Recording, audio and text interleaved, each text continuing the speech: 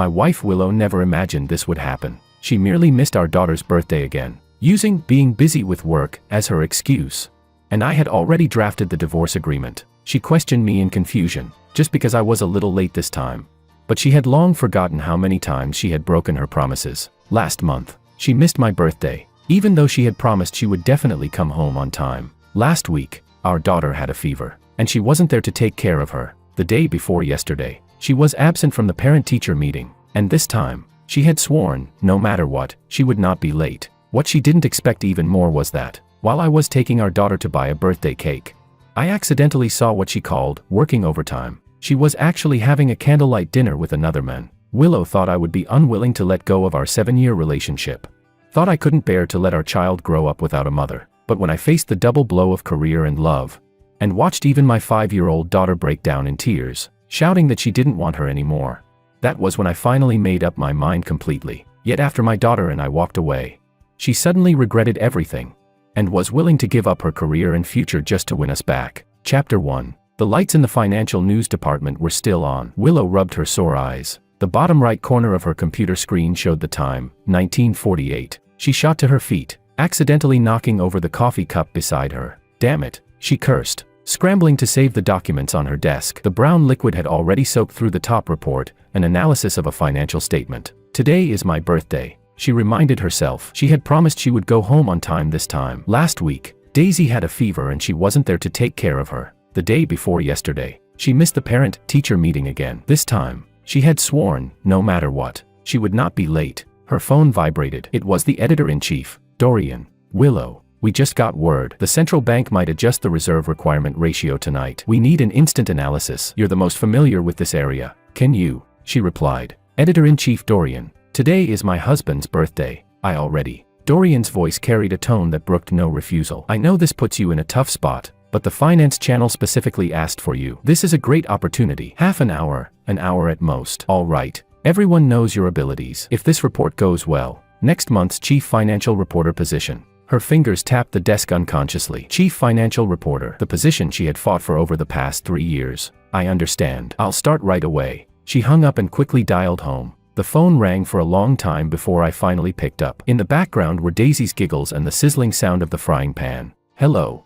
She hesitated noticeably. George, I suddenly have an urgent piece of news to handle. You two go ahead and eat. Don't wait for me. I'll come back as soon as I can. I was silent for 2 seconds. My tone was so calm it revealed no emotion. All right, go ahead. Don't overwork yourself. Daisy prepared a surprise for you. After hanging up, she stared at the screen and forced herself to focus. Her fingers flew across the keyboard. Financial jargon and analysis flowed from her mind into words with practiced ease. This was her domain. Clear, precise, rational. At 22:17, she finally closed her computer. The director of the finance channel personally called to praise her timely analysis. She should have felt excited, but all she felt was an indescribable exhaustion. When she pushed open the door to her home, only a dim wall lamp was lit in the living room. On the dining table were the dishes I had carefully prepared: sweet and sour ribs, steamed sea bass, braised prawns. All were my specialties, and all were her favorites. The dishes had gone cold, and a thin layer of white fat had solidified on the surface. The candles on the cake weren't lit. Next to it lay a handmade card from Daisy, the crooked handwriting spelling out, "Happy Birthday, Daddy," with a drawing of 3 stick figures, one small one in the middle with pigtails. She gently pushed open her daughter's room. Daisy was curled up on her small bed, holding the teddy bear I had given her on my birthday last year. Willow leaned in to kiss her daughter's forehead, but caught a faint scent of cream. Daisy must have sneaked a taste of the cake. George was always like that. He would say they should wait for Mommy, but he could never resist Daisy's pleading. The master bedroom door was ajar. George was lying on his side with his back to the door, his breathing even, already asleep. Willow tiptoed in, grabbed her pajamas, and went into the bathroom. The warm water washed over her tense nerves. It was just another small delay, she told herself. George will understand. He always does. When she came out, towel drying her hair, she noticed a glass of water placed on the bedside table, just as I always prepared warm water for her every night. She picked up the cup, then suddenly noticed a note tucked beneath it. Willow, the cake is in the fridge, the black forest you like. Daisy waited for you for a long time but couldn't stay awake. I have to take her to kindergarten early tomorrow morning, so I'm turning in as well. Happy birthday. 7 years ago today, when you agreed to marry me, that was the best gift you could ever give me. She stood in the dim bedroom, the glass trembling slightly in her hand. Today wasn't just my birthday, It was also our wedding anniversary. She had completely forgotten. Chapter 2. I stared at the code on the computer screen, my temples throbbing. I hadn't slept for 32 hours. Caffeine was rushing through my veins. Yet it couldn't stop the waves of exhaustion crashing over me again and again. Director Wong. The server crashed again. The intern, Chris, stood at the door of my office, his voice trembling with unease. The testing department said if we still can't fix it today. I know. I rubbed my bloodshot eyes and saved the code I had just modified. Tell the team to meet in the conference room in 5 minutes. My phone buzzed. It was a message from Daisy's kindergarten teacher. I glanced at the clock, 16:20. Only 10 minutes left before pickup time. I replied quickly, thanks for the reminder. I'll be there on time. In the conference room, 8 engineers with exhausted faces sat around the long table. I drew a simplified system architecture diagram on the whiteboard, circling the modules that might be causing the problem with a red marker. Chris, recheck the load balancing configurations. Dorian, take your team and review the database indexes. Victor, I need you to. My voice was steady and clear, with no hint that I had been working non-stop for a full day and night. The VP of Technology, David, pushed open the door, his expression dark. Old Wong. Headquarters just called. If the system can't run stably within 3 days, they're considering pausing the project. The air in the room froze instantly. This project was the company's most important investment of the year and the result of 8 months of effort from my team. I understand. My voice remained calm. We'll deliver a stable version on time. David patted my shoulder and lowered his voice. Everything okay at home? I heard Daisy had a fever a few days ago. She's fine now, I answered briefly, my eyes still fixed on the whiteboard. The priority right now is solving the server crashes. At 16:50, I grabbed my jacket and said, I have to pick up my daughter. I'll be back in 2 hours. Call me immediately if anything comes up. Director Wong. This bug, a young engineer stopped me anxiously. I paused, glanced swiftly over the code, and said, try wrapping this into a standalone function to reduce nested loops. I'll take a closer look when I get back. Outside the kindergarten, Daisy was already standing beside her teacher with her pink backpack. As soon as she saw me, she dashed over, her tiny pigtails bouncing behind her. Daddy, I drew a family picture today. Daisy excitedly pulled a sheet of paper from her backpack. On it were 3 crooked crayon figures. She pointed and introduced them one by one. This is Daddy, this is Mommy, and this is me. I crouched down, carefully taking the drawing with a smile. It's wonderful. Mommy might need to work late tonight, so Daddy will have dinner with you. Okay.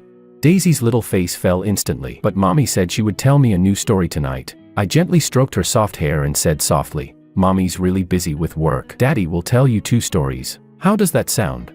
Back home, I reheated the food while listening to Daisy chatter about her day at kindergarten. My phone buzzed nonstop. Engineers were having a heated debate in the workgroup chat. I settled Daisy in her chair and quickly replied with a few key instructions. Daisy pouted. Daddy, are you listening to me? I put down my phone immediately. Of course I am. You said May brought a new toy, didn't you?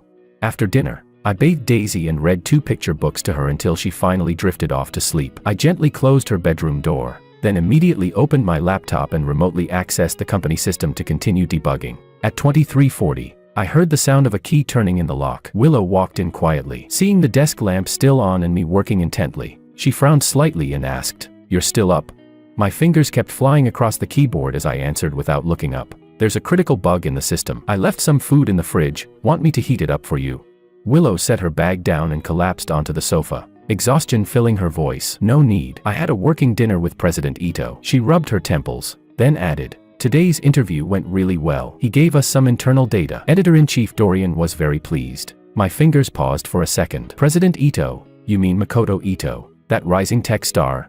"Yes, the founder of Byteon Tech." Willow's voice suddenly brightened. "He's a true business genius. He founded a billion-dollar company at 30. He invited me to do an exclusive interview on his entrepreneurial journey. It might even become a series of reports." I closed my laptop and turned to my wife, saying, "Daisy asked several times today when you were coming home. She drew a family portrait and left it on your desk." A flicker of guilt crossed Willow's face. "I know I've spent too little time with her this week, but this series of reports is a great opportunity. Makoto has huge influence in the industry." My voice was soft, yet carried a firmness that couldn't be ignored. "We agreed last week that we would balance work and family. Daisy's teacher talked to me today. She said Daisy often asks at kindergarten, 'Does mommy not want me anymore?'"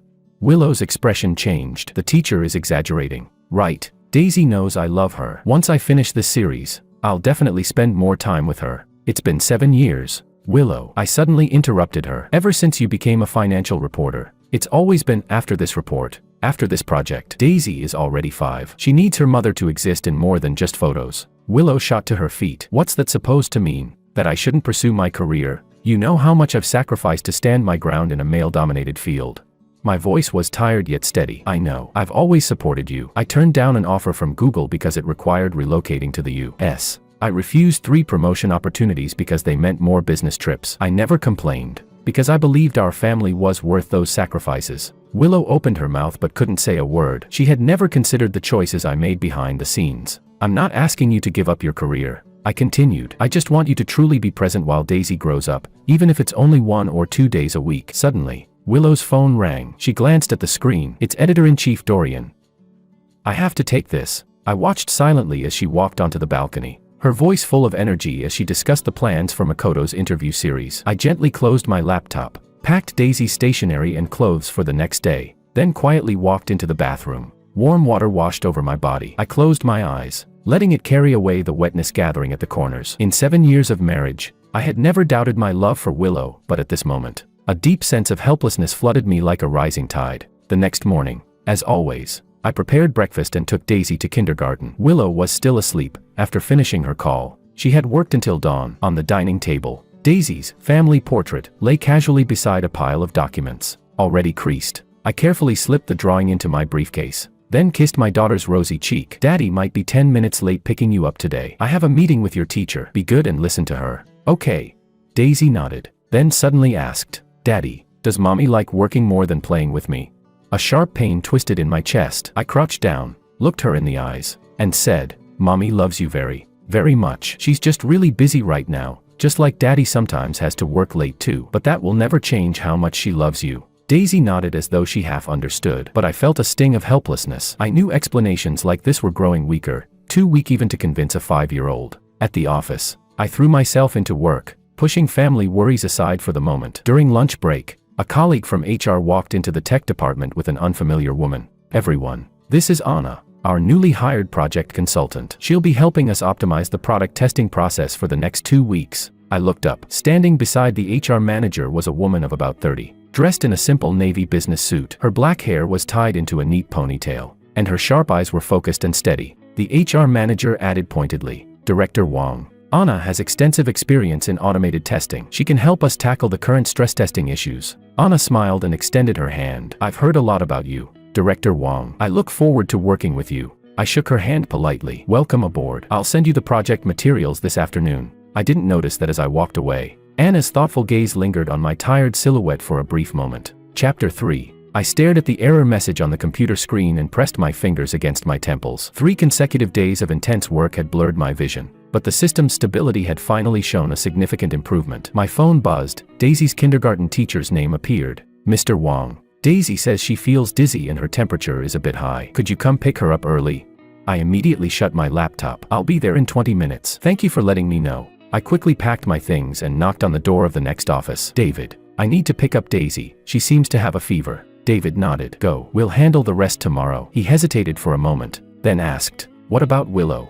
She has an important interview today. I replied briefly, already heading toward the elevator. At the kindergarten, Daisy was slumped weakly on a small chair. Her little face flushed bright red. I crouched down and pressed the back of my hand to her forehead. She was burning up. Sweetheart, we're going to the hospital right away. I lifted Daisy gently. She immediately buried her feverish little face into my shoulder. In the car, I started the engine with one hand and dialed Willow with the other. After 6 rings, the call went to voicemail. Willow, Daisy has a high fever. I'm taking her to the children's hospital now. Call me back as soon as you get this. The emergency department was packed. Holding the drowsy Daisy in my arms, I waited 20 minutes in line at registration. Her temperature had risen to 39.3 degrees Celsius. Her small body squirmed uncomfortably in my embrace. Hang in there, sweetheart, I whispered, comforting her softly as I dialed Willow again. Still no answer. The doctor's preliminary diagnosis was influenza. He prescribed fever reducers and a blood test. With one arm holding Daisy and the other juggling slips, receipts,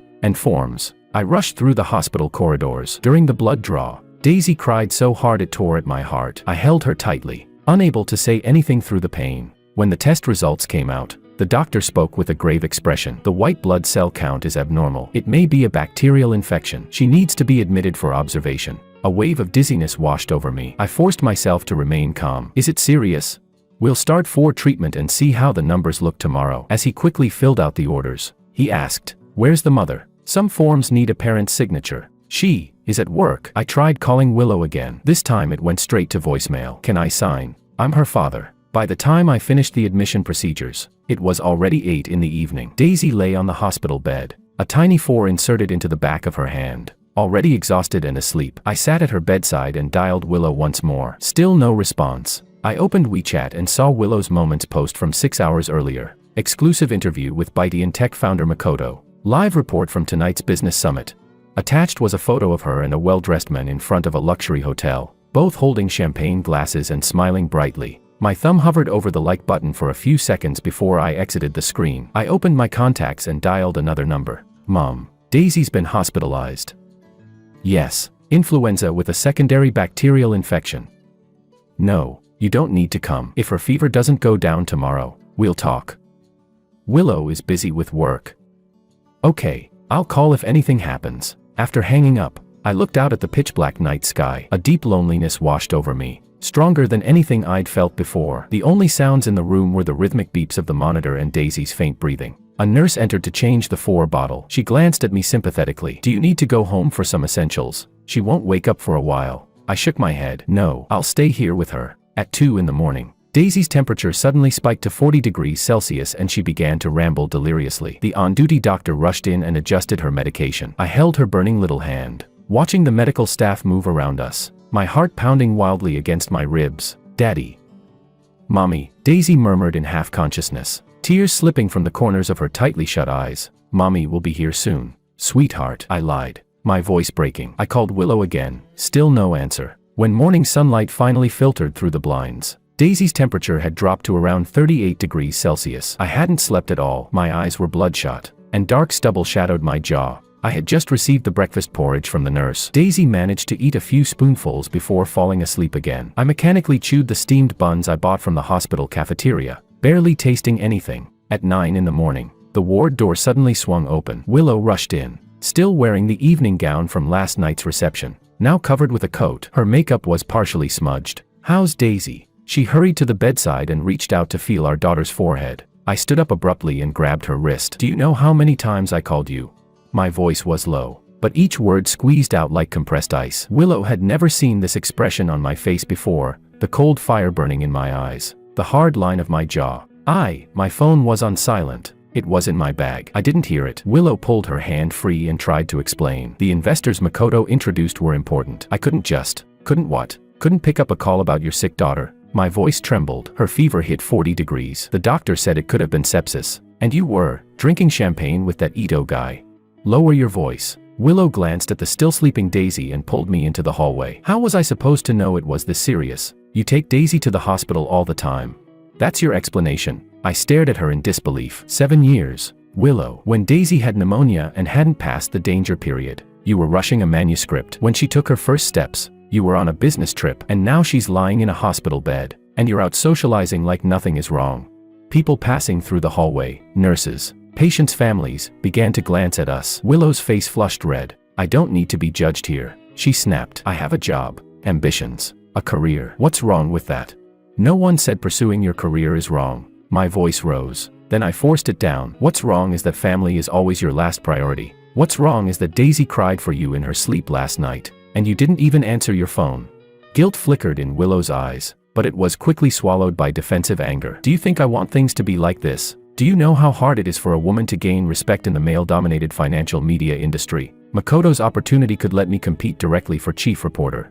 So that's your choice." My voice suddenly grew calm, a calm far more terrifying than anger. "Makoto and your career matter more than Daisy." "That's not what I meant." Willow's eyes filled with tears. I just go to work. Then Daisy has me." I turned back toward the ward. "It's been that way for the past 5 years anyway." Willow stood frozen in place, watching my back disappear behind the door. She wanted to follow, to explain, but the vibration from her bag interrupted her thoughts. It was Editor-in-Chief Dorian, no doubt calling about last night's report. She looked at the ward door, then at her phone, and finally answered the call. When Willow returned to the room after the call ended, I was sitting beside the bed, softly humming a lullaby. Daisy had woken up. She leaned weakly against my chest, clutching a tissue in her tiny hand. "Mommy, Daisy's eyes lit up when she saw Willow, then she started coughing. Willow rushed forward. "Baby, Mommy's here." She reached out to hold her, but Daisy clung tightly to my shirt. "Daisy, let Mommy hold you." "Okay," I coaxed gently, trying to loosen her grip. Daisy shook her head and buried her face in my chest. "I want Daddy." Willow's hand froze midair. Her heart clenched violently. She forced a small smile. "Baby, are you mad at Mommy? Mommy's been too busy with work." "I'm sorry." I didn't look at her. I only continued gently patting Daisy's back as I said, "The doctor said we need to observe her for 2 more days. If the indicators are normal, she can be discharged." I can take leave to stay with her," Willow suddenly said. I finally lifted my head to look at her, exhaustion and doubt filling my eyes. "Really?" Willow pulled out her phone. "Of course. I'll message the editor-in-chief right now." During the next 2 days, Willow really did stay at the hospital. Although she still had to take work calls and reply to emails from time to time, she spent most of her hours by Daisy's side. I went home to grab fresh clothes and handle some urgent tasks, but otherwise stayed in the hospital as well. On the second night, Daisy's temperature finally returned to normal. She lay between us, holding my hand with one tiny fist and Willow's with the other. For the first time in days, a smile appeared on her little face. "Can you tell me a story?" Daisy asked Willow with bright, expectant eyes. Willow glanced at her phone, where she had just received a message from Makoto. She hesitated, then set her phone aside. "Okay, Mommy will tell you the story of Snow White." Watching her tell a story to our daughter, I felt the anger inside me ease a little. Maybe this was a turning point. Maybe Willow had finally realized the importance of family. After Daisy was discharged and came home, Willow indeed adjusted her work schedule. She declined several evening social events and personally picked Daisy up a few times. Laughter returned to the house, and for the first time in a long while, there were 3 people at the dinner table again. But I noticed something. Willow's phone was always lit up. She replied to Makoto's messages with remarkable speed, and whenever she thought no one was watching, a certain look would appear on her face, an expression of anticipation and excitement, one she used to show only in front of me. One late night, a week later, I got up to drink some water and noticed the study light was still on. I walked over and saw Willow smiling at her computer screen, her fingers flying across the keyboard. On the screen was a video call window, Makoto's handsome face taking up half of it. Standing in the shadows of the doorway, I heard Willow say softly, "Thank you so much for understanding. Daisy being sick delayed the interview schedule. Don't worry." Makoto's voice sounded through the speakers. "A talented and beautiful woman like you deserves a broader platform. The vice president position at Bytian Media that I mentioned, it's still reserved for you." I quietly retreated into the dark hallway. Back in the bedroom, I lay on the bed staring at the ceiling, and for the first time, I seriously considered a question I had never asked myself before. Had this marriage already reached its end? Chapter 4. I stared at the cake inside the oven. The clock hands were pointing to 7 in the evening. Daisy lay on the dining table with her chin in her hands, colorful crayons and a birthday card scattered in front of her. "Daddy, when is Mommy coming home?" Daisy drew a crooked heart on the card with a blue crayon. "I want to give Mommy a surprise." I wiped the flour off my hands and checked my phone. No new messages. 3 days ago, Willow did say she might come home late today, but last night she promised she would do her best to make it for dinner. Since today was her birthday, I gently stroked my daughter's soft hair. "Mommy is busy with work. Let's wait a little longer. Want to practice the birthday song you're going to sing for her?" Daisy hopped down from the chair and nodded eagerly. I opened the recording app on my phone, and she stood up straight, singing the entire birthday song in her sweet little voice, adding, "Mommy, I love you," at the end. I pressed the save button, a wave of bitterness rising in my chest. This was already the 3rd time this week that a surprise Daisy prepared for Willow fell through. The clay vase she made during Monday's art class, Willow only glanced at it before rushing out. On Wednesday, Daisy learned to write the word "Mommy," and waited excitedly until she fell asleep. But Willow never came home in time to see it. The timer beeped. I took the freshly baked cake out of the oven. I had taken half a day off and followed an online recipe to make Willow's favorite Black Forest cake. It wasn't perfect, but the cream was whipped, and the cherry filling was ready. At exactly 8 o'clock, my phone finally vibrated. It was a message from Willow. "George, a last-minute international video meeting came up. President Ito arranged a call with investors in Silicon Valley. I probably won't make it back. You two eat first. Don't wait for me." I stared at the screen, my fingers hovering above the keyboard, unsure what to reply. Daisy's hopeful eyes stabbed into my heart like knives. "Sweetheart." I knelt down so we were eye to eye. "Mommy has something very important to do at work. She might not come home for dinner." Daisy's little mouth trembled, tears welling up. But we said. "I know." I pulled her into my arms. "How about this? Daddy will take you to Mommy's favorite restaurant. We'll get her favorite tiramisu to go and celebrate when she comes back." "Okay." Daisy nodded reluctantly, gripping the birthday card tightly in her tiny hand. Half an hour later, I walked into La Dolce Vita with Daisy. This was the restaurant we visited every anniversary. Willow always said the tiramisu reminded her of the one she had in Venice on our honeymoon. Mr. Wang, long time no see, the owner, Marco, greeted warmly. A table for the whole family today. I forced a smile. Just me and my daughter. We'll take 2 desserts to go. Marco nodded knowingly and led us to a small windowside table. Have a seat. I'll have the kitchen make it fresh. Daisy leaned against the window, then tugged my sleeve. Daddy, is that mommy over there? I followed her gaze. In a semi-private booth at the back of the restaurant, Willow was holding a glass of red wine. Sitting across from her was Makoto, dressed impeccably in a tailored suit. Willow wore a deep red dress I had never seen before, her softly curled hair cascading over her shoulders, looking especially alluring under the candlelight. Makoto leaned forward slightly, his fingers brushing her wrist as if by accident. Both of them wore intimate smiles. My blood turned to ice. I quickly blocked Daisy's line of sight. That's not mommy. Sweetheart, you're mistaken. It is mommy, Daisy insisted, already sliding off her chair. I'm going to find mommy. I scooped her into my arms before she could stand. Daisy, sweetheart, mommy is working. We can't interrupt her. I hurried toward the counter. Marco, we'll come back for the desserts another day. Something urgent came up. The night breeze brushed against my burning cheeks as we stepped out of the restaurant. Daisy sobbed in my arms. Why was mommy eating with someone else? Today is her birthday. I held her tightly, unsure how to answer. I walked home mechanically, bathed Daisy, read her a bedtime story, though I couldn't remember a single word I had said. She eventually fell asleep clutching her birthday card, tear stains still on her cheeks. I sat in the dark living room, the clock on the wall ticking relentlessly. At 12:10 a.m., the sound of a key turning finally echoed through the apartment. Willow tiptoed inside. She jumped when she saw me sitting on the sofa. You're still up? I looked up, staring at my wife quietly. There was still lipstick on her lips, smudged at the edges. A faint scent of red wine and men's cologne lingered on her, not the perfume she usually wore. My voice was frighteningly calm. Daisy waited for you until 10. She made a birthday card herself. She practiced the birthday song for a week. A trace of guilt flickered across Willow's face, but it was quickly replaced with defensiveness. I didn't expect the meeting to run so late. President Ito said since I missed dinner, he should at least treat me to a birthday meal at La Dolce Vita. I suddenly laughed. That laugh made Willow's spine stiffen. What a coincidence. I took Daisy there to buy your favorite tiramisu. And there you were, having a candlelight dinner with Makoto. Willow's face went pale. You saw us.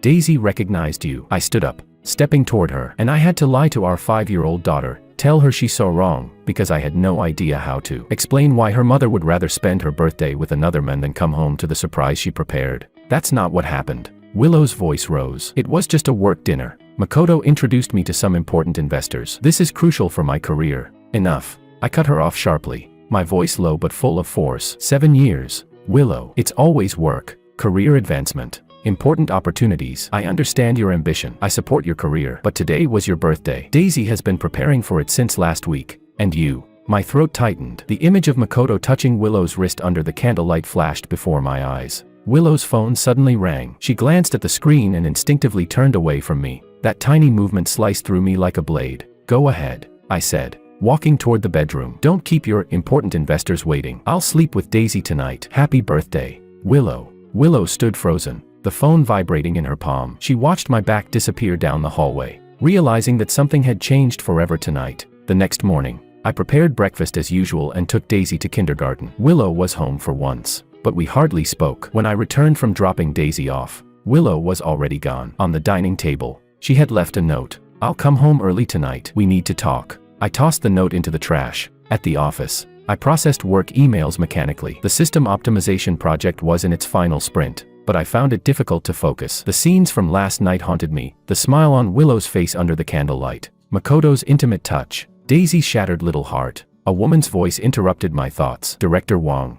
I looked up and saw Anna Sue standing at the door of my office, holding a stack of documents. Today she wore a simple white blouse and a black pencil skirt, her hair neatly tied back. She carried an air of clean, sharp professionalism. The testing report is out. There are a few results I'd like to go over with you, Anna said, her voice clear and professional. I nodded, gesturing for her to sit. Anna quickly pointed out several system bottlenecks and offered some optimization suggestions. I was surprised to find that her technical insights were exceptionally sharp. I couldn't help asking, have you worked on similar projects before?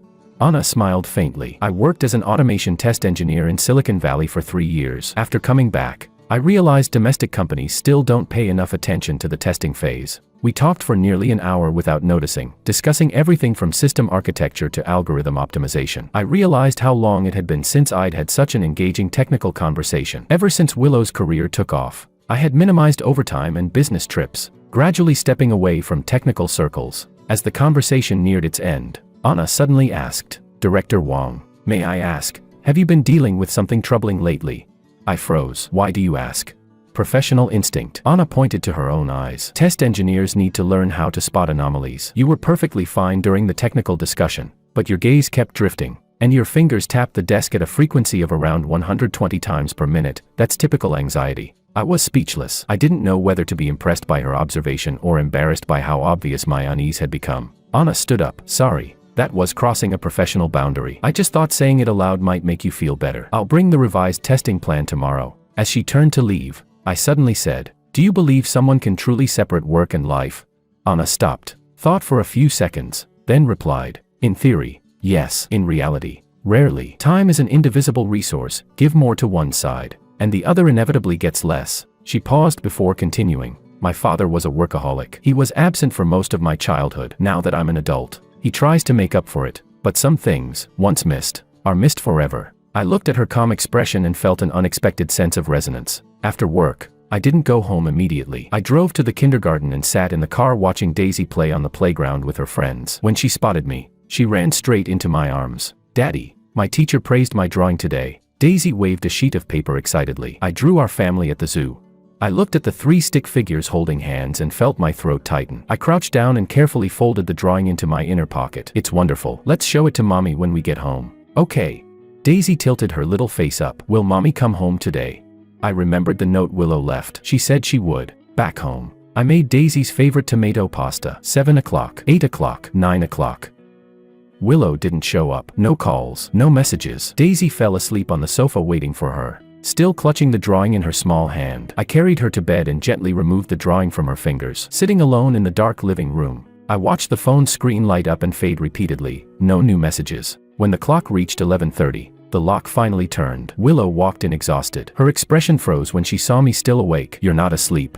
My voice was flat. "You said you'd come back early. Daisy waited for you all night. She wanted to show you her drawing." Willow set down her bag and rubbed her temples. "I'm sorry. Makoto had a last minute." "No need to explain." I stood up. "I'm going to bed. Daisy has a parent-child event at school tomorrow. I've already taken the day off." As I walked past Willow, I caught the familiar scent of that same cologne. This time, I didn't stop. Chapter 5. I searched through every drawer in the study. Daisy's vaccination booklet had been here just last week. Tomorrow was the kindergarten's required vaccination day. Without the booklet, she couldn't get the shot. I wiped the sweat from my forehead and my gaze landed on the bottom drawer of Willow's desk, the one she always jokingly called her girls-only private space. "Sorry about this," I muttered, pulling the drawer open. The first thing I saw was a velvet jewelry box in deep blue, the brand's gold-stamped logo gleaming. I frowned. This wasn't from any brand I had ever gifted her. Inside was a diamond necklace, the pendant refracting sharp flashes of light. The receipt was carelessly tucked beside it, and the amount made my breath hitch. It was equivalent to 3 months of my salary. Beneath the jewelry box were several photographs. My fingers trembled as I pulled them out. In the photos, Willow and Makoto were in an upscale restaurant. Makoto was placing the necklace around Willow's neck, and Willow was smiling, brightly, genuinely. A smile I hadn't seen on her face for a long time. The last photo was a selfie of the two of them. Makoto's lips were nearly touching Willow's cheek. I flung the photos onto the desk, my chest rising and falling sharply. I kept searching and finally found Daisy's vaccination booklet at the back of the drawer. As I was about to close it, a hotel key card slipped out, the words Royal Peninsula Hotel embossed in gold glaring up at me. "What are you looking for?" Willow's voice came from the doorway. I turned around to see her standing there, still wearing the dress from last night's celebration banquet, makeup smudged. Her gaze moved from the vaccination booklet in my hand to the open drawer and the scattered photos on the desk. Her face instantly drained of color. "What is this?" I held up the photos, my voice low and dangerous. Willow strode forward and snatched the photos away. "How could you go through my things?" "I was looking for Daisy's vaccination booklet," I said, each word clipped and cold. "Now, explain these photos and the necklace." Willow shoved the photos back into the drawer, took a deep breath, and began. "That was a birthday gift from President Ito. It's purely work-related. He's investing in a jewelry brand and asked me to write a promotional piece. The necklace was a sample for reference." "A sample?" I let out a sharp laugh and picked up the receipt. "A 38,000 sample. And the photos, also for work." "That was a polite gesture of thanks." Willow's voice rose. You know how these social events work. Makoto's status in the industry. And this. I held up the hotel key card. Is this also part of your social events? Willow's face stiffened. That's from last week's industry summit. It was the resting lounge card. All media outlets had one. I stared into her eyes, the eyes I once knew better than anything. Now they were full of evasion and lies. A wave of exhaustion washed over me, deeper than anything I had ever felt. Willow, I said quietly, suddenly calm. Do you remember what you promised me when we got married? Willow froze, her fingers twisting nervously. Of course I remember. No, you've forgotten. My voice was soft. You promised that no matter how busy we got, we would always be honest with each other. All these years, I've supported your career, taken on most of the housework and childcare. Never complained. But I cannot accept deception. I'm not lying to you. Panic flickered in Willow's eyes. All of this is for work. You don't understand the unspoken rules of our industry. I shook my head, picked up the vaccination booklet, and said, I'll take Daisy for her shot tomorrow. You, handle things yourself. I turned to leave. Behind me, Willow's voice cracked with tears. George, do you really not trust me? I didn't look back. Trust. I thought of Willow's celebration banquet the night before. How Makoto's hand had accidentally rested on her waist as she stood on stage receiving the Financial Journalist of the Year award. How, when I left early, Willow didn't even notice my absence. In Daisy's room, the little girl was sitting at her tiny desk, drawing with intense concentration. I stood at the doorway, watching her focused profile, and the anger within me gradually cooled. No matter what happened, I still had Daisy. Daddy. Daisy looked up and immediately held up her drawing. Look, I drew our family portrait. On the paper were 3 stick figures holding hands, the little girl in the middle with pigtails, smiling brightly. My eyes burned as I knelt down and hugged her. It's beautiful. Mommy will definitely love it. When will Mommy come home? Daisy asked eagerly. I want to show her. I checked my watch. 8:30 p.m. Mommy is busy with work tonight. She might come home late. Let's take a bath and sleep first. We can show her in the morning. Okay. After bathing Daisy and telling her a bedtime story, I sat by her bed, waiting for her to fall asleep. She was exhausted, her eyelids drooping, but she still tried her best to stay awake for Willow. In the end, she fell asleep clutching the family drawing. I gently pulled the picture from her hand and placed it carefully on the nightstand. Back in the bedroom, Willow was nowhere to be found. Her suitcase was open on the bed, several business outfits neatly folded inside. I picked up the note on the nightstand. Last-minute business trip, Shanghai Financial Summit. Back in 3 days. President Ito arranged an exclusive interview opportunity. Can't miss it. Please explain to Daisy for me. Willow. I crumpled the note and tossed it into the trash. When I opened the wardrobe, Willow's favorite clothes were gone, including the deep red dress she wore on her birthday last week. My phone vibrated. It was a message from David. Old Wong. Can you work overtime tomorrow? Testing found a new issue, and consultant Sue says the architect needs to join the discussion. I replied yes. At least work would never betray me. The next morning, after dropping Daisy off at kindergarten, I headed straight to the office. In the meeting room, Anna was at the whiteboard writing test cases. When she saw me, she nodded in greeting. Director Wong. Thank you for making time, she said, her tone professional and steady. During stress testing, we found a leak in the database connection pool. Under simulated high concurrency, it could cause the system to crash. I walked to the whiteboard and examined the architecture diagram she had drawn. Anna's fingers moved across several key nodes, her nails neatly trimmed, without the fancy polish Willow favored, yet carrying a calm, practical kind of elegance. I suspect the issue lies in the connection release mechanism. Anna continued. A light jasmine scent drifted from her, subtle and soothing. I forced myself to stay focused on the problem. What testing tools did you use? Anna opened the test report on her laptop. JMeter with a custom plugin. Here are the detailed metrics. We analyzed the issue together, losing track of time until David pushed the door open with 3 boxed lunches. You 2 experts need to rest, he said. Eat first, you need energy to debug. Only then did I feel the hollow ache in my stomach. Anna thanked him and snapped apart the disposable chopsticks with practiced ease. Her movements were crisp and efficient, free of pretension, free of show. Director Wong. Wasn't Daisy scheduled for her vaccine today? Anna asked suddenly. I remember you mentioning it yesterday. I paused a moment before answering. She already got it. I took 2 hours off this morning. Anna smiled lightly. She must have been brave. Right. My niece cried the whole clinic down last time. I thought of Daisy holding back tears at the clinic, and couldn't help but smile. She only cried for a moment. The nurse said she was the bravest kid of the day. David looked between us in surprise. George, I never expected you to talk about family with consultant Sue. Aren't you usually the one who hates mixing personal matters with work?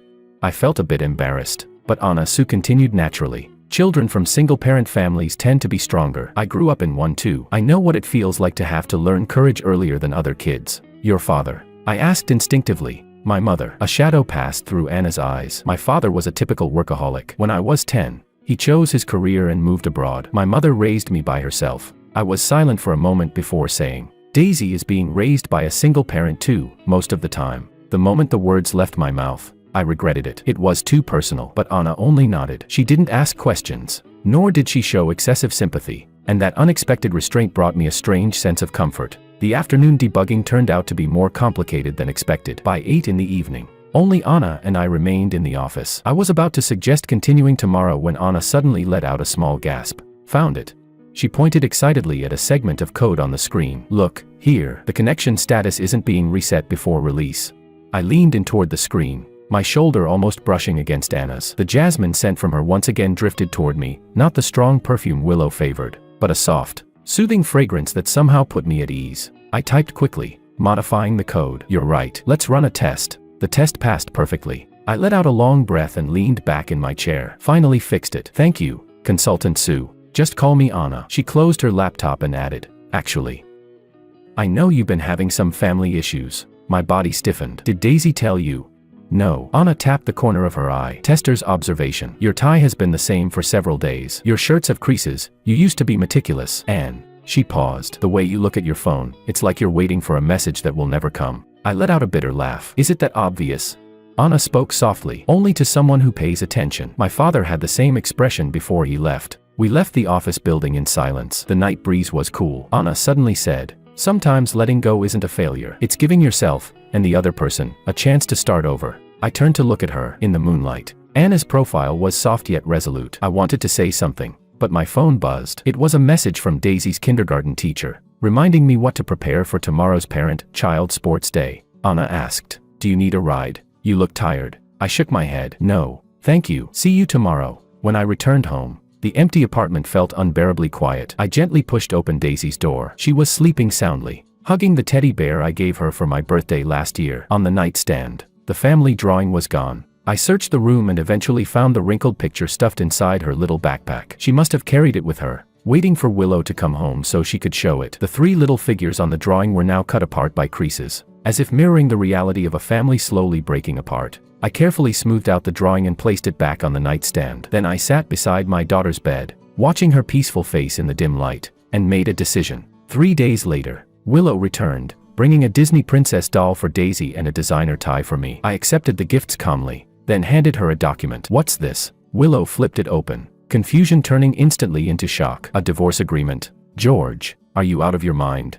I'm perfectly clear, I said, my voice unnervingly calm. Daisy will stay with me. You can visit anytime you want, but the custody belongs to me. All because of one necklace and a few photos. Willow's voice began to tremble. You're blowing this completely out of proportion. I shook my head. This isn't about the necklace, Willow. It's about the past 7 years. Every time you chose your career over our family. It's about when Daisy's fever hit 40 degrees and you were drinking champagne with Makoto. It's about your birthday. You chose a candlelight dinner with him instead of coming home to the surprise your daughter spent a week preparing. I can change. Willow's tears finally fell. It's too late. My voice was soft but firm. I've already consulted a lawyer. You keep the apartment. We split the savings. I only want Daisy. Willow collapsed onto the sofa, the papers scattering across the floor. Do you have someone else? That new consultant? Her?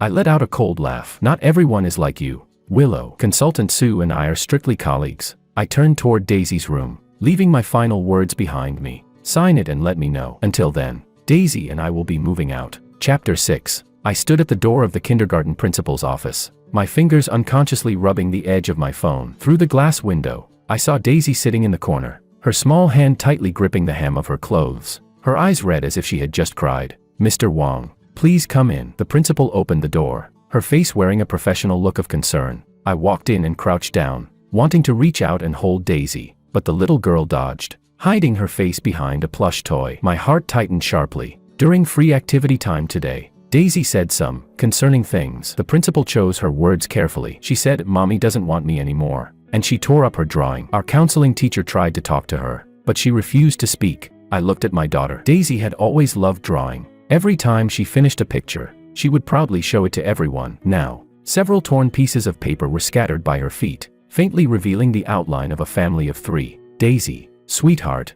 I called softly, reaching out to touch her hair. Mommy lied. Daisy suddenly lifted her head, Her big eyes filled with tears. She said she would come to watch my performance, but she didn't. Xiaomei's mommy came, but mine didn't. My throat tightened. Last Friday had indeed been the kindergarten's music performance day. Willow promised she would attend, yet she texted that morning saying she had to fly to Hong Kong for an interview. I took half a day off and sat in the front row, watching Daisy on stage turning her head again and again, looking for her mother. Mommy is very busy with work, but she loves you. I repeated the sentence I had said countless times before, but for the first time, it felt unbearably weak. I don't want mommy anymore. Daisy burst into tears. I only want daddy.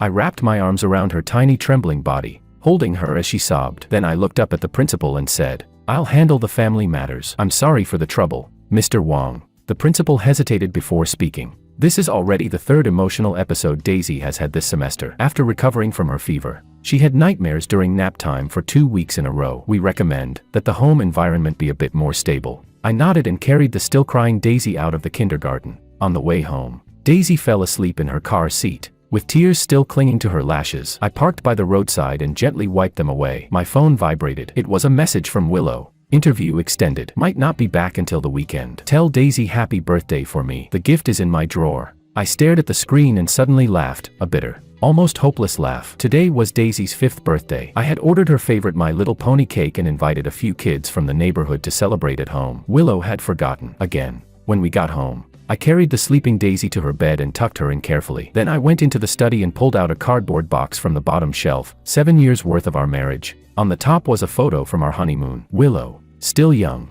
smiling brightly on a gondola in Venice. Back then she would put aside her work even for a simple homemade dinner. Beneath that was Daisy's growth journal, her first smile, first role, first step.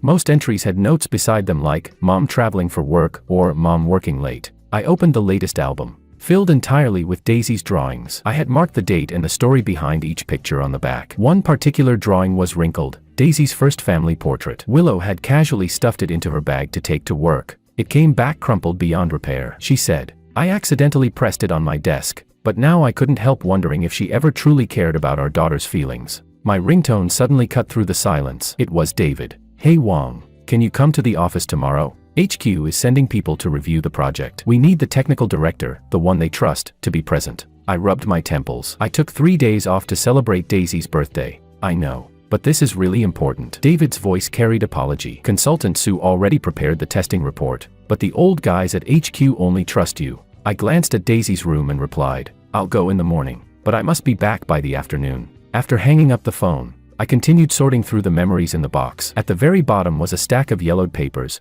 a printed copy of the Google offer email I turned down, records of the 3 promotions I declined, and the critical condition notice I signed when Daisy had pneumonia while Willow was reporting at the International Financial Forum. Each piece of paper felt like a knife slicing into my heart, revealing a cruel truth. In this marriage, I had always been the only one compromising, the only one sacrificing. It was late at night. I sat on the sofa in the living room with the draft of the divorce agreement from the lawyer spread out in front of me. My phone lit up with a message from Anna. I heard you're coming to the office tomorrow. The testing report is ready. There are some technical details you might need to explain. If you need help, I can assist with preparations for Daisy's birthday party. I've got experience organizing children's events. Warmth surged through me as I read her message. Anna had always been like this, showing up at the right time with the right amount of help, neither overstepping nor too distant. I replied with thanks but declined her offer. Daisy's birthday was something I wanted to handle myself. The next morning, I took Daisy with me to the company. The little girl wore her favorite blue dress, holding in her arms the My Little Pony plush toy I had made for her last night. She was in much better spirits.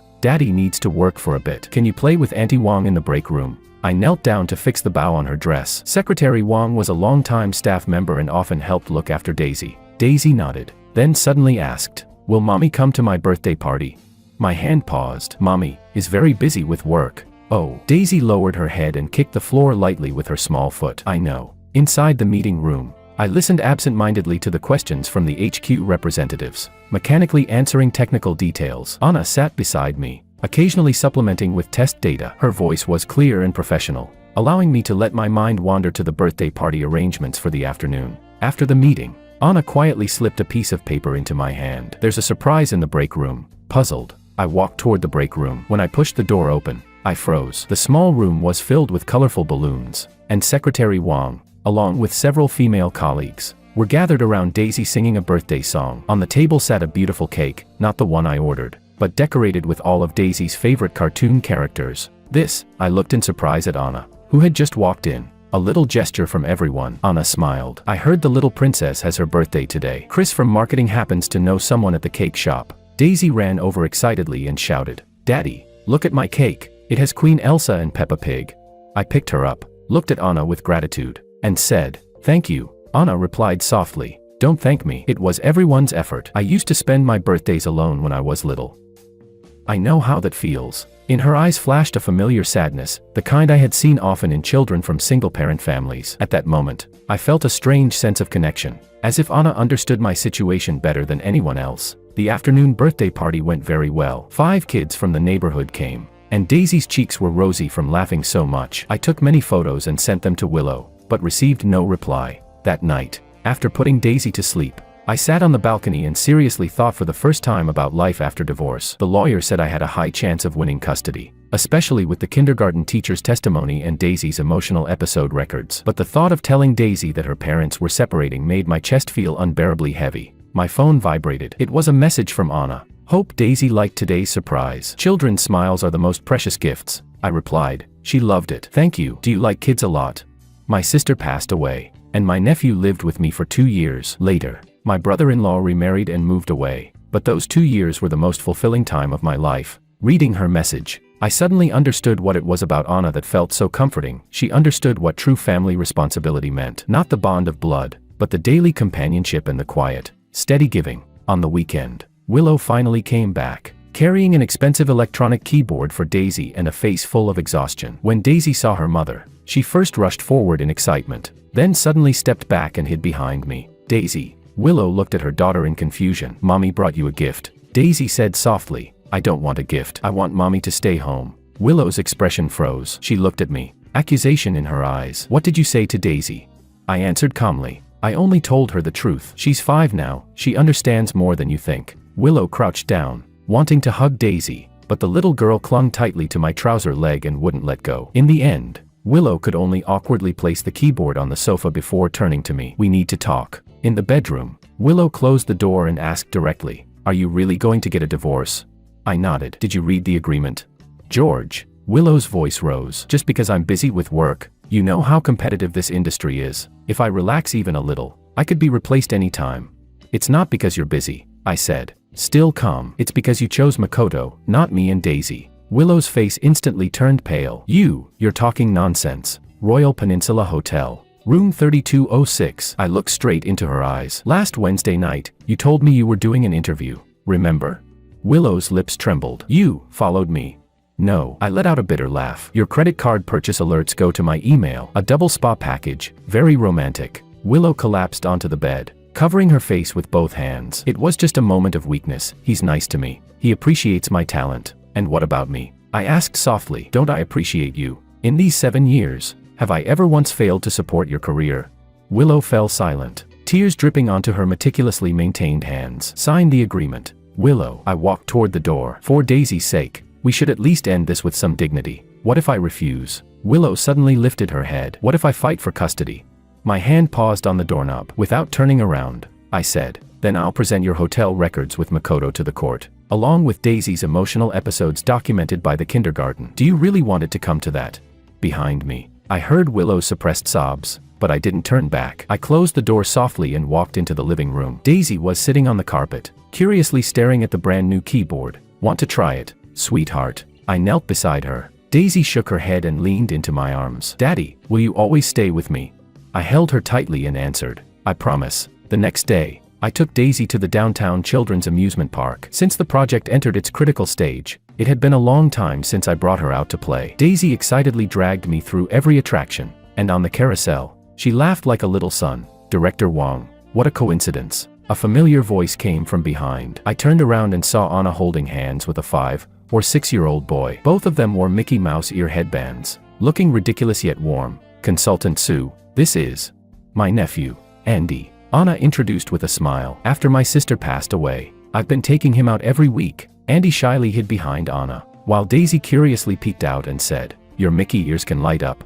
So can yours." Andy pointed at the matching headband on Daisy's head. The 2 children quickly warmed up to each other, and Anna and I exchanged a smile. naturally walking side by side behind them. I didn't expect you to enjoy places like this, Anna said as she watched the two little ones chattering nonstop in front of us. I smiled. Daisy likes it. After a pause, I added, thank you for what you arranged yesterday. Our colleagues were very kind. Actually, Anna hesitated for a moment. It was my idea. Secretary Wang mentioned Daisy's birthday, and I thought of my own childhood, so I took the liberty to plan it. I looked at her in surprise. Sunlight filtered through the leaves, casting mottled shadows across her face, making her look soft and warm. I suddenly realized that this was the first time in months I felt a sense of peace inside. The kindergarten's having a parent-child sports day next week, I said without thinking. If you and Andy are interested. Anna's eyes lit up. We'd love to. Andy has been wishing for a playmate. On the subway ride home, Daisy leaned sleepily against my chest. Suddenly she mumbled, Daddy, is that pretty auntie your new girlfriend?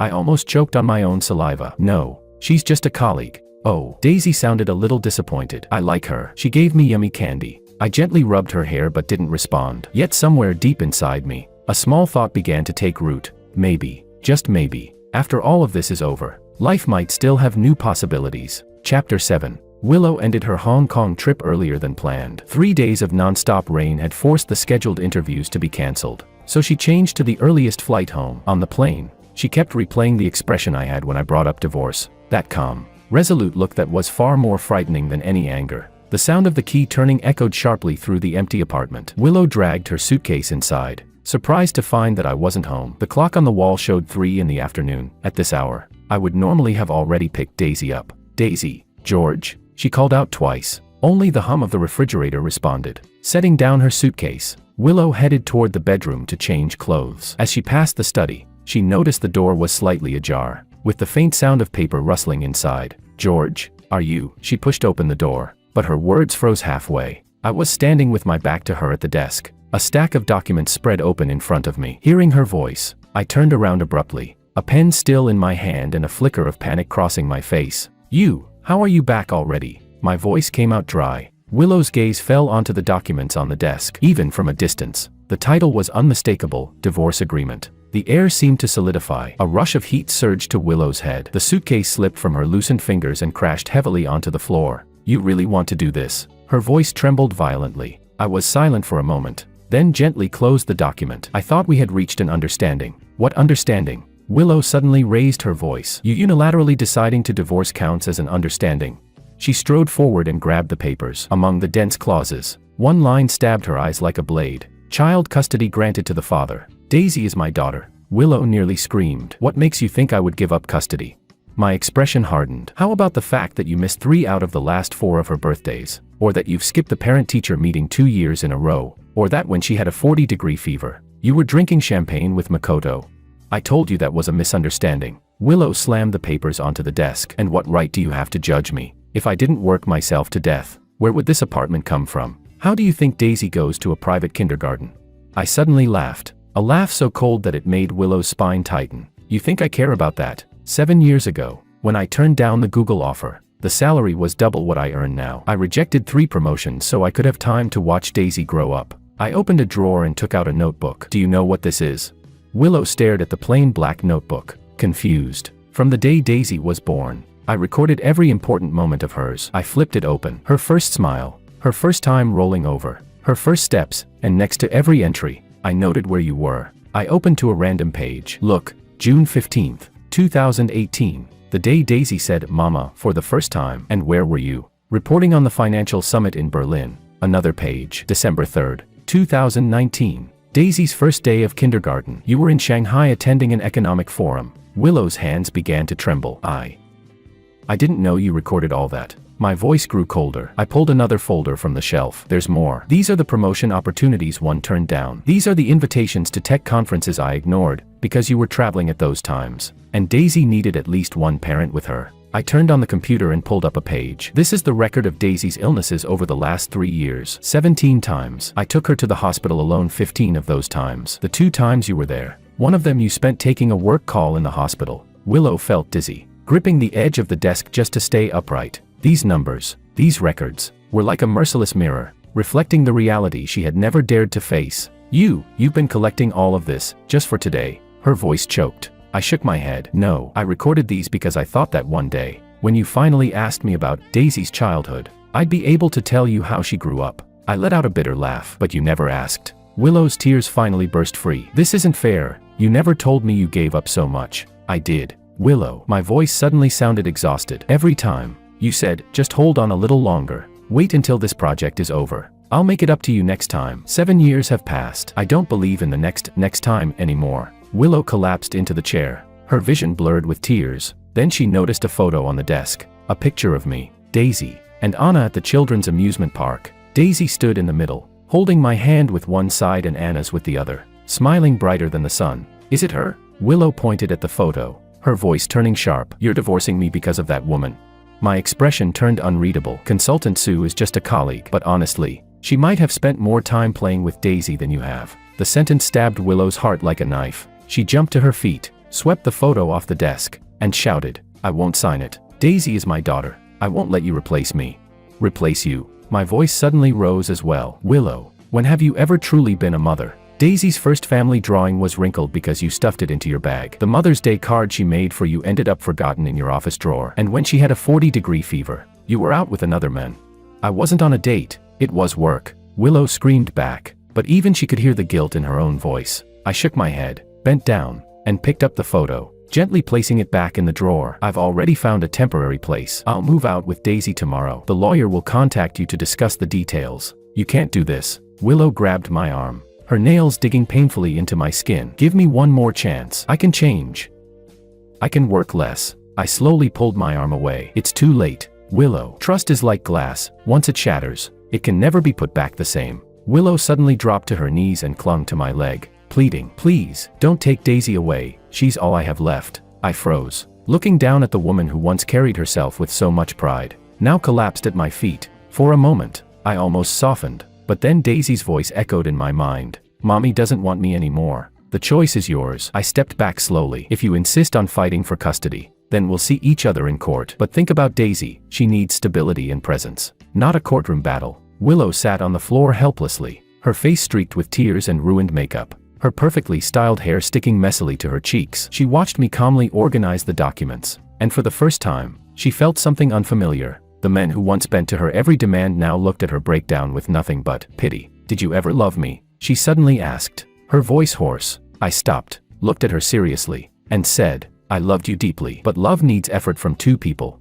Willow. I held on alone for too long, and I'm drained. I picked up the files and my laptop, heading toward the door. After school tomorrow, I'll take Daisy straight to the new place. You need time to think, and so do I. The sound of the door closing wasn't loud, but in Willow's ears, it exploded like thunder. She knelt in the empty study, finally realizing she might lose this family forever. It wasn't clear how long it took before Willow managed to stand. She staggered toward Daisy's room, pushing the door open. She saw the familiar pink bed, neat as always. Picture books and crayons lay on the small desk. The walls were covered with Daisy's drawings. Most were of 3 people, but the recent ones were only daddy and daughter. Willow sat on Daisy's little bed, picked up her daughter's small pillow, and took a deep breath. The faint, milky scent that belonged only to Daisy still lingered on the fabric. Tears streamed down Willow's face again, dripping onto the pillow. She pulled open the drawer of the bedside table, looking for a tissue, but instead found several crumpled pieces of paper. When she unfolded them, she saw Daisy's crooked handwriting. I want to be with Mommy. Why doesn't Mommy come home?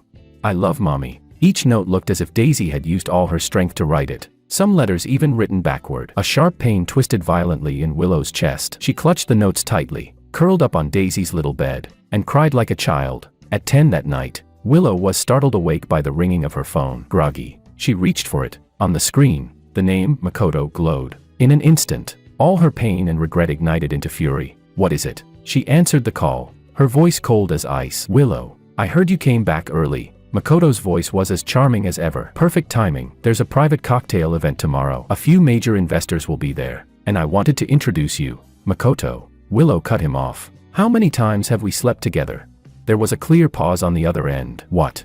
3 times. 4. Willow continued, her voice terrifyingly calm. Was it worth my marriage and my daughter? Willow. Calm down. Makoto's tone grew cautious. Did George find out? I can explain. No need. Willow let out a cold laugh. I finally realized something. You never respected me, did you? I was just another trophy to you. Another finance reporter you managed to conquer. That's ridiculous. Makoto snapped, the irritation of being exposed seeping through. I thought we were just adults playing a game. Willow hung up abruptly and tossed the phone aside. She walked into the bedroom, the one that had belonged to me and her, and looked at the wedding photo hanging on the wall. In it, she wore a white wedding dress, smiling radiantly. George looked at her with eyes full of love. She suddenly remembered what I whispered to her on our wedding day. No matter how busy we get, we must remember why we started. Willow sank to her knees beside the bed, burying her face into the sheets. There was no trace of my scent left on them. She finally understood. This marriage hadn't died suddenly. It was suffocated slowly, day by day, by her neglect and selfishness. And by the time she woke up, George was already too far gone. Chapter 8.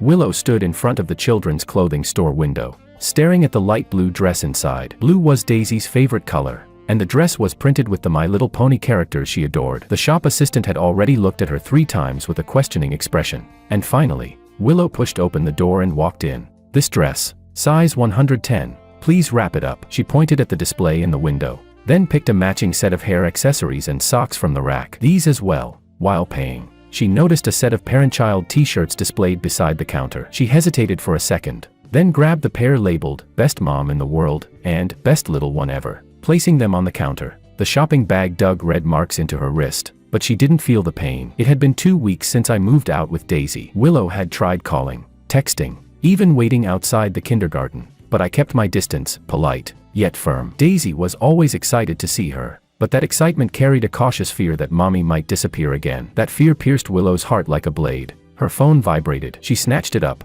Makoto again. It was the 3rd missed call from him today. Ever since that night, Makoto had been strangely persistent, but Willow didn't want to hear a single word from him. Right now, her mind had room for only one thing: getting her family back. Downstairs from the apartment I was temporarily renting, Willow took a deep breath and pressed the doorbell. No response. She tried again, still silent. Just as she wondered whether to leave the gifts at the door, the elevator opened and a middle-aged woman stepped out. Looking for Mr. Wong, the woman asked after glancing at her. He and Daisy went to the park. They left not long ago. Willow thanked her and hurried downstairs. The early summer sunlight stung her eyes. She remembered there was a small park nearby. Daisy loved the swings there. There weren't many people in the park, and she quickly spotted George. He stood by the swing, gently pushing Daisy as she soared upward. The little girl's laughter was clear and bright, sparkling in the sunshine. Willow's lips involuntarily curved upward. She was about to step forward when a familiar figure walked toward them. Anna. She wore a simple white t-shirt and jeans today, her hair casually tied into a ponytail. She looked much younger than she did at work. When George saw her,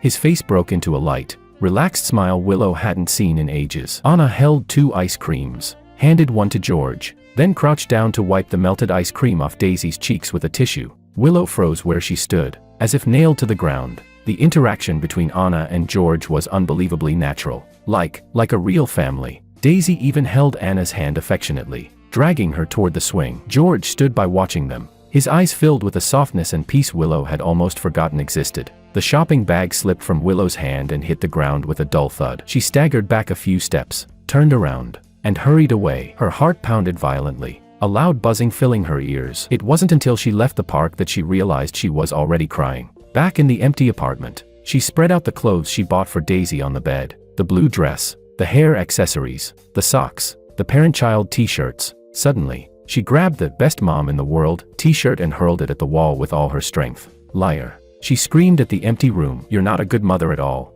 Her phone vibrated again. Without checking the caller ID, she answered sharply. I told you to stop calling me. Willow. It was Editor-in-Chief Dorian's voice. What on earth is going on? She quickly wiped her tears. I'm sorry. Editor-in-Chief Dorian. I thought it was. What can I help you with? The follow-up report on Makoto's exclusive interview. Did you finish it? The deadline is tomorrow. Dorian's voice carried clear irritation. And he just called, saying your attitude toward him was completely unacceptable. What exactly happened? Willow tightened her grip on her phone. I'll submit the article on time. As for Makoto, we have some personal disagreements. I don't care what personal issues you two have. Editor-in-Chief Dorian's tone grew sharp. Byteon Tech is one of our most important clients. Makoto specifically requested you for this series. Don't mess this up. Willow, your chief correspondent position is still waiting. After hanging up, she mechanically opened her laptop and pulled up the follow-up draft for Makoto's interview. The words on the screen suddenly felt foreign. All the praise for Makoto's business insight, all the glowing descriptions of his charisma now looked hollow and ridiculous. She remembered the scene she saw in the park, that effortless understanding between George and Anna, the kind she once had, and the kind she personally destroyed. Damn it, She slammed her laptop shut and held her head in her hands. She had to do something. She couldn't just lose her family like this. The next morning, she stood at the kindergarten gate with a box of cookies she baked overnight. They were Daisy's favorite chocolate chip cookies. She used to make them every time she returned from a business trip. When I arrived holding Daisy's hand, Willow froze for a moment. "Mommy." Daisy let go of me and ran toward her. Willow crouched down and hugged her tightly, breathing in the faint strawberry shampoo scent in her hair. "Baby, did you miss Mommy?"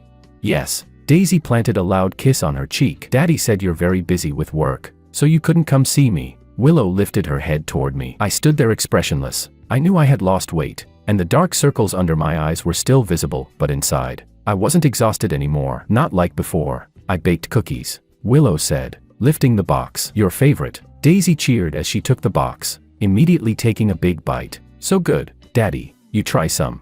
I shook my head. "It's time for class. Daisy, put the cookies in your bag and have them after school." "All right." She obediently closed the box, and Willow quickly added, "How about Mommy picks you up this afternoon? We can go get ice cream." Daisy's eyes lit up, but then she looked at me, hesitation clouding her little face. "But Auntie Sue said she'd take Andy and me to play today." Willow's smile stiffened. I cleared my throat. "Daisy, head inside. You'll be late." After watching Daisy run into the kindergarten, Willow turned to me. "So you're that eager to find Daisy a new mother?" My eyes turned cold instantly. "Don't say that in front of her. Anna just happened to be at the same park with her nephew." "A coincidence." Willow let out a bitter laugh. "Just like she, coincidentally, showed up at your office. Coincidentally, helped organize Daisy's birthday party." "That's enough." My voice was quiet, but each word was like a blade. "You have no right to question who I spend time with. Have you signed the divorce papers?" Willow's tears spilled over. "George, give me another chance. I know I messed up. I can change." "Too late, Willow." I shook my head. "Some things break and can never be pieced back together." I turned to leave, but she grabbed my arm. "At least let me pick Daisy up today, please." I hesitated for a moment, then finally nodded. "Have her home before 5. She has school tomorrow." Willow stood at the kindergarten gate watching me walk away. I didn't look back. I truly didn't love her anymore. In the office, Willow forced herself to focus on Makoto's article. The deadline was fast approaching, but her thoughts kept drifting toward Daisy. On the computer screen, Makoto's handsome face appeared in the interview video, speaking confidently, a look that now only made her sick. "Reporter Lou, how's the draft coming along?"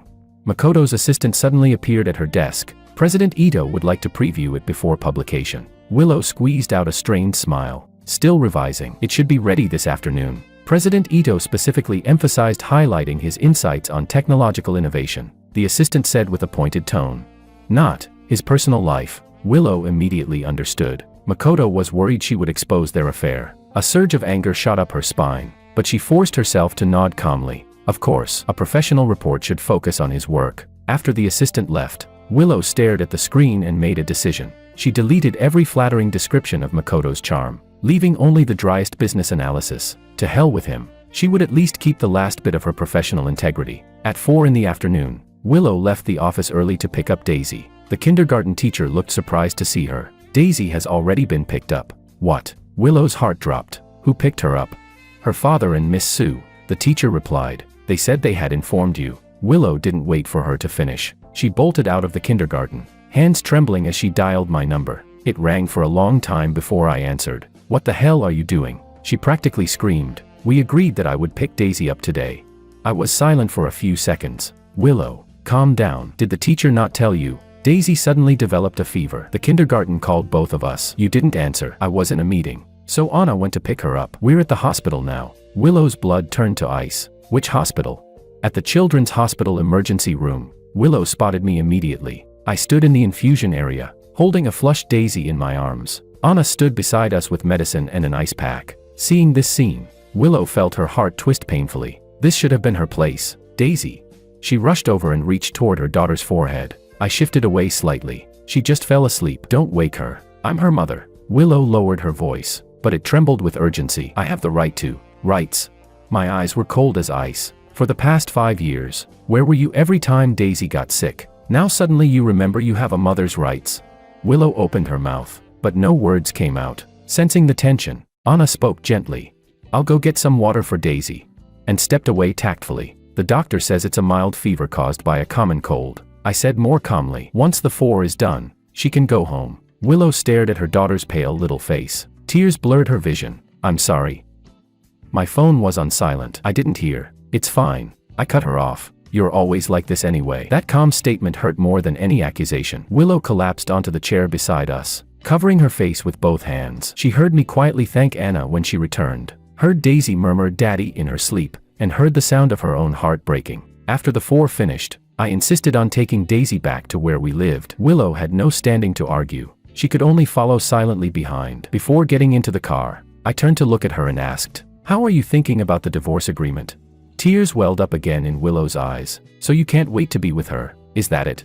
I sighed. "This has nothing to do with Anna. I just want to give Daisy a stable environment." I paused, then added, "The lawyer said if you refuse to sign, we can file for a unilateral divorce after 2 years of separation." Willow felt as if she had been struck by lightning. She hadn't realized I had thought this far ahead, that I had even discussed unilateral divorce with my lawyer. Suddenly, she understood. This marriage was truly beyond saving. Back home, Willow mechanically opened her laptop to finish that damned article. A new email notification popped up. Sender, David. Subject, some things about George. Confused. Willow clicked it open. Reporter Lou. I'm David, George's colleague. This might be presumptuous, but I think you have the right to know this. George never told you, but last year Microsoft China offered him a high-paying technical director position, 3 times his current salary. He turned it down because the job required frequent travel, and he didn't want Daisy to grow up like he did, barely seeing her parents. He rejected at least 5 similar opportunities. Every time he said it was for family reasons, but we all knew he did it to support your career.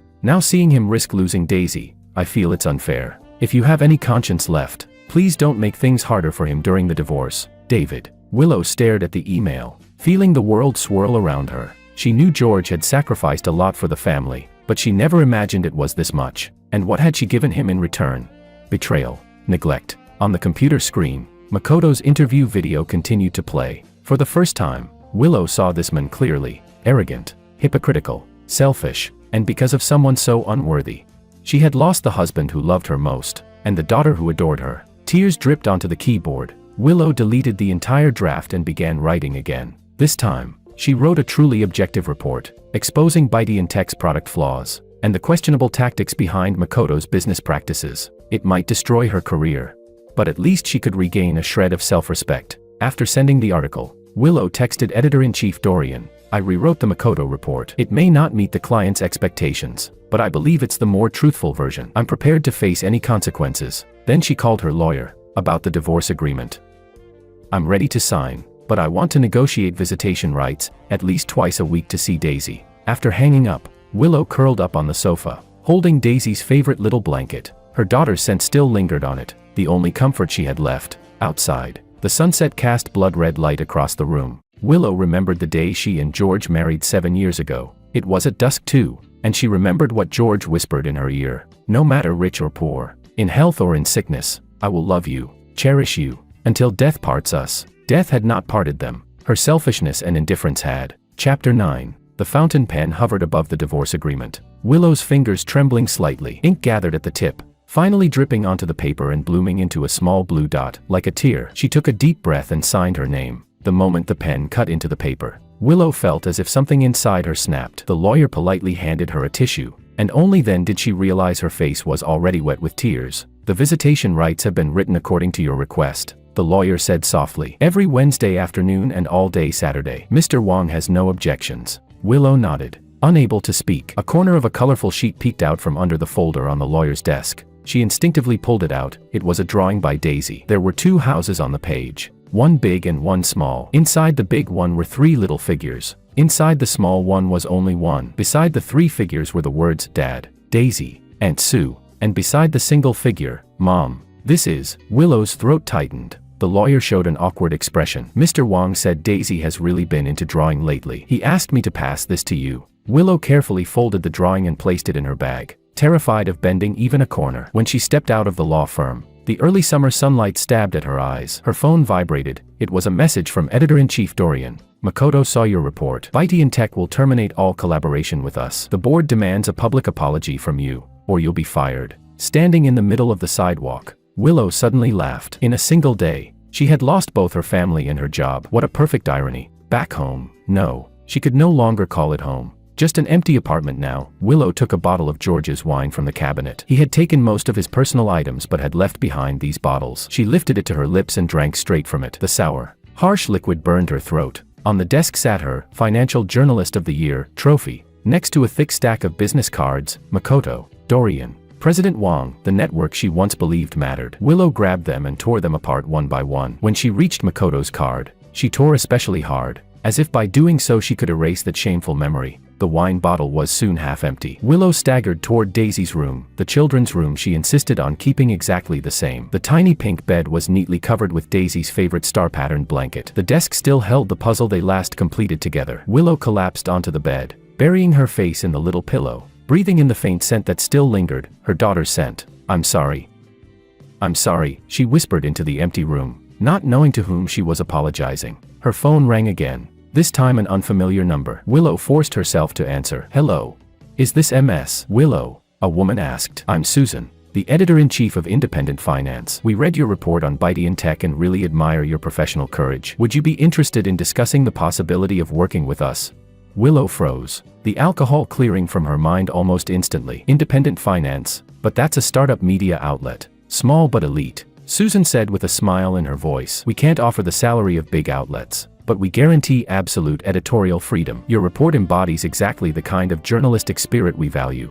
After hanging up, Willow sat on the floor and looked around the place that had once been filled with laughter. The family portrait still hung on the wall, the three of them smiling so happily. She reached out and gently touched George's face in the photo, then Daisy's. In reality, they now formed another family unit, and she had become the weekend mom. With wine and tears mixing together, Willow curled up in Daisy's room and fell asleep. In her dream, she saw an older Daisy looking at her coldly, saying, "You're not my mom." On Children's Day, the sunshine was exceptionally bright. Willow arrived at the park half an hour early and chose a bench with a clear view of the entrance. According to the divorce agreement, today was her turn to spend the holiday with Daisy. Over the past year, she had never been late for a single visitation. She always arrived early, afraid of missing even 1 minute with her daughter. Her phone buzzed. It was a message from me. Something urgent came up. "Anna will bring Daisy over. Noon sharp. Same place." Willow's fingers hovered over the screen, unsure how to respond. It had been a year, and George had never missed a handover before. Yet today, he was letting Anna come instead. She took a deep breath and replied simply,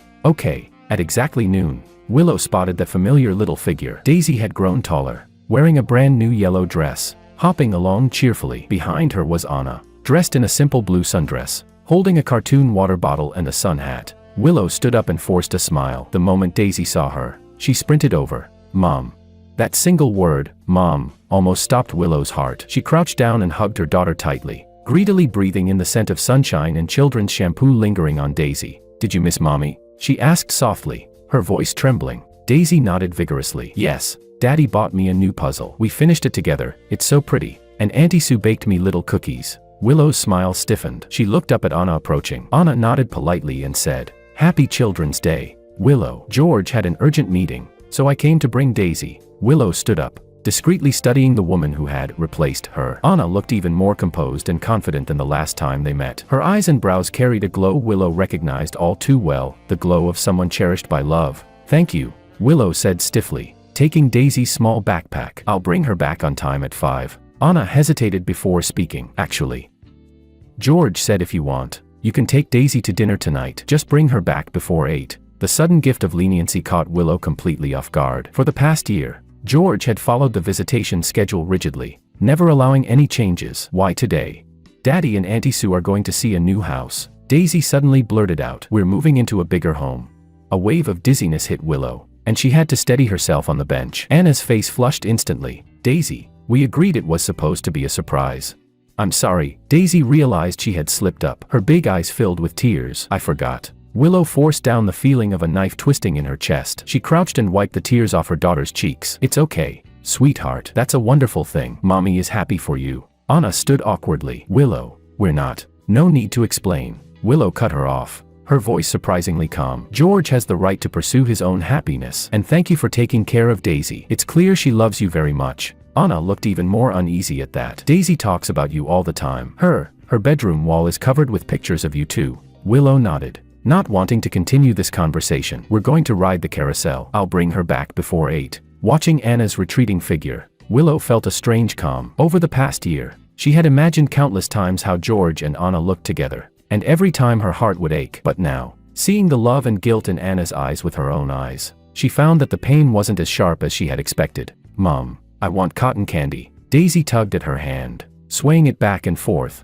Willow pinched her daughter's cheek with a smile. "Okay, today, whatever you want to do, Mommy will do it with you." They spent the entire 4 hours in the park playing the carousel, bumper cars, paddle boats. Willow bought Daisy cotton candy, ice cream, and balloons, and took hundreds of photos. In the end, they lay exhausted on the lawn, having a small picnic. "Mommy, look at what I drew." Daisy pulled out a sheet of paper from her little bag. "This is for you." Willow took the drawing, her breath catching in her throat. On the paper were 2 houses, one red and one blue. There were 3 little figures inside the red house and one inside the blue one. But this time, there was a small path drawn between the 2 houses, and a little girl was walking on it with a smile on her face. Above the drawing, in wobbly handwriting, it read, "I love both my homes. Do you like it?" Daisy asked expectantly. "Auntie Sue said I can have 2 homes, and they're both my homes." Willow hugged her daughter tightly, not letting Daisy see her tears. "I love it, sweetheart. This is the best gift Mommy has ever received." In the evening, Willow took Daisy to eat her favorite pizza. Watching her daughter devour the food, she couldn't help asking, "Is Auntie Sue good to you?" "Yeah," Daisy answered with her mouth full of cheese. "She reads me stories and makes little bear cookies. Daddy said she'll live with us from now on." Willow's hand trembled as she set down her fork. "Anne, are you happy?" Daisy thought for a moment, then nodded seriously. "Happy, but..." Her little face drooped suddenly. "Sometimes I miss Mommy. Daddy said I can call you anytime, but I'm scared you're working." That sentence stabbed straight into Willow's heart like a blade. She cupped Daisy's cheek gently. "Mommy's work isn't busy now. You can call me anytime, at any moment." "Really?" Daisy's eyes lit up. "Auntie Sue said you opened your own studio now, and you're really amazing." Willow was surprised Daisy knew that. Over the past year, her life had indeed changed a lot. After being fired by her old company, she accepted the offer from Independent Finance, and later, together with several like-minded journalists, founded her own financial studio focusing on in-depth investigative reporting. The income wasn't as high as before, but she had finally rediscovered the original passion that made her want to be a journalist. More importantly, she had learned to balance work and life. Every Wednesday and Saturday, no matter how busy she was, she put everything aside to be with Daisy. At other times, if her daughter called, she would rush over immediately. "Mommy, is it time?" Daisy looked at her children's watch. "Daddy said I need to go home at 8. Willow nodded and asked the waiter for the bill. She wished she could stay with her daughter a little longer, even just one more minute, but she couldn't break promises to Daisy anymore. Downstairs at my new apartment building, Willow held Daisy's hand tightly, her heartbeat quickening. She wasn't ready to face George and Anna together, but to her surprise, only George was standing at the entrance waiting. "Daddy." Daisy let go of Willow's hand and ran toward me. I bent down to pick her up, nodding at Willow. "Thank you. Did you have fun?" "So much fun," Daisy answered before Willow could. "Mommy bought me balloons and cotton candy, and we rode the carousel 3 times." I listened to my daughter's excited chatter with a smile, though my gaze occasionally drifted toward Willow. After a year, I had become more composed and confident, the tiredness around my eyes gone, replaced by a calm sense of fulfillment. "I heard, you're moving." Willow gathered her courage and asked. I nodded. "Yeah, we bought a house with a garden. Daisy can finally have the puppy she's always wanted." I paused for a moment. "And you? I heard your studio is doing well." "It's okay," Willow said softly. "At least now I can control my own time." An awkward silence fell between us. Daisy was already dozing off on my shoulder, her tiny hand still gripping the balloon tightly. Willow and I spoke at the same time, then stopped at the same time. "You go first," I said. Willow took a deep breath. "I want to thank you for keeping Daisy in contact with me, Anne. I hope you and Anna are happy. She seems like a good person." My expression softened. "Thank you. Anna really understands the importance of family." I paused. "I should thank you too, Willow. We had good times, and you gave me Daisy, which means more than anything." Those words nearly made Willow burst into tears. I was able now to look back on our marriage with calmness, even gratitude for the good within it. While she still dreamt of going back during lonely nights, "I should take Daisy upstairs," I said after glancing at my watch. "She has school tomorrow." Willow nodded and stepped forward to kiss her daughter's cheek. "Good night, sweetheart. Mommy loves you." "Mommy, good night too," Daisy murmured sleepily. "I love you 3,000 times." It was their good night ritual, inspired by Daisy's favorite picture book. Willow held back tears as she watched me carry our daughter into the elevator. And just as the doors were about to close, I suddenly said, "Oh, Daisy's birthday is next month. If you'd like, you can come over and have cake with us. Anna said she can make the black forest you like." The elevator doors closed before Willow could respond. She stood in the empty lobby as tears finally broke free. What was this? Charity? Pity? Or had George truly let go of all resentment and wanted her to be part of their new life? When she walked out of the building, rain had begun to fall. Willow didn't open her umbrella. She let the rain mix with her tears as they slid down her cheeks. She remembered the day she signed the divorce papers. It had rained just like this. A year had passed. She thought she had accepted reality, but seeing George talk so calmly about his new home and new life brought back a pain as sharp as ever. Her phone buzzed. It was a message from a colleague at the studio. Willow, the evidence of Bitey and Tech's financial fraud has been verified. Can we publish the piece tomorrow? Willow wiped her tears and replied, publish it. This is our responsibility. This was the creed of her new life, responsibility to her work, her daughter, and herself. The cost had been steep, but she had finally learned it. The rain grew heavier. Willow stood under the bus shelter, looking up toward the windows of George's apartment. A light was on. She could vaguely see George holding Daisy, their silhouettes cast against the curtain. Soon, another slender figure joined them, Anna. The three stood there for a moment before the curtains were drawn. Willow tilted her face to the sky, letting the rain wash away her sorrow. She knew that when the sun rose tomorrow, she would keep moving forward, for Daisy, and for herself. But tonight, on this rainy and empty night, she allowed herself to grieve everything she had lost. The bus arrived. Willow took one last look at the glowing window, then stepped onto the bus and headed home.